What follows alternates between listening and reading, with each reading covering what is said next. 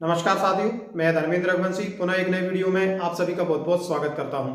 साथियों, education portal पर नवीन शिक्षक संवर्ग की अनंतरिम वरिष्ठता सूची 1/4/2022 की स्थिति में अपलोड कर दी गई है।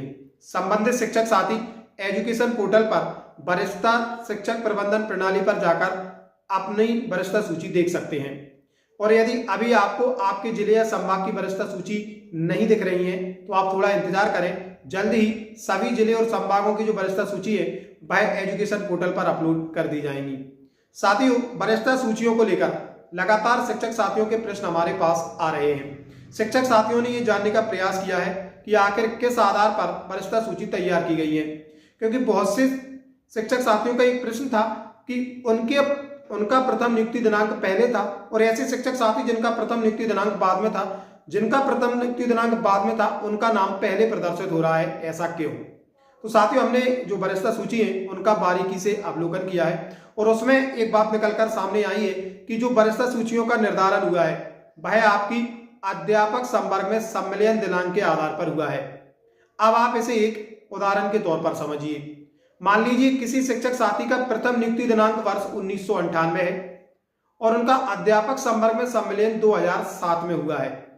वहीं अगर किसी अन्य शिक्षक साथी की बात करें तो उनका प्रथम नियुक्ति दिनांक 2000 है और उनका अध्यापक संवर्ग में सम्मेलन 2005 में हुआ है। ये हम आपको एज ए उदाहरण बता रहे हैं।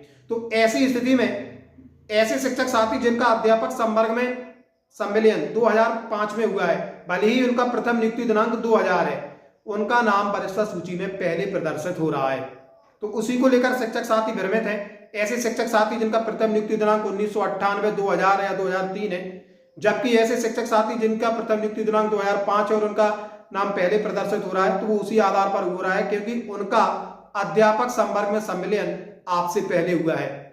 उसी आधार पर उनका नाम वरिष्ठता सूची में पहले प्रदर्शित हो रहा है। जो आपकी वरिष्ठता सूची की गणना हुई है वह आपके अध्यापक संवर्ग के सम्मेलन दिनांक से हुई है, ना कि आपके प्रथम नियुक्ति दिनांक से। अब अध्यापक संवर्ग में सम्मेलन दिनांक में भी उन्होंने जन्म तिथि को मुख्य आधार बनाया है, यानी कि जिनकी जन्म तिथि ज्यादा है उन्हें पहले प्राथमिकता दी है।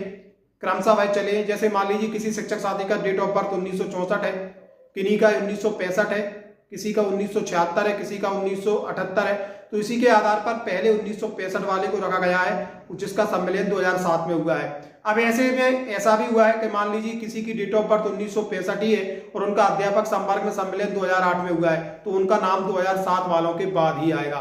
तो कुल मिलाकर अगर हम वरिष्ठता सूचियों में देखें तो उसका सार यही है कि वरिष्ठता सूची में जो वरिष्ठता की गणना हुई है वह अध्यापक संवर्ग में सम्मेलन दिनांक के आधार पर हुई है। लगातार शिक्षक साथियों का इस चीज को लेकर प्रश्न आ रहा था, सोचा वीडियो के माध्यम से शिक्षक साथियों के इस कंफ्यूजन को दूर कर दिया जाए। तो साथियों, कैसी लगी जानकारी कमेंट बॉक्स में अपनी प्रतिक्रिया जरूर दें और ऐसी महत्वपूर्ण एवं लेटेस्ट अपडेट आप लोगों तक पहुंचती रहे, इसके लिए आप हमारे चैनल को सब्सक्राइब जरूर कर लें। बहुत बहुत धन्यवाद मित्रों।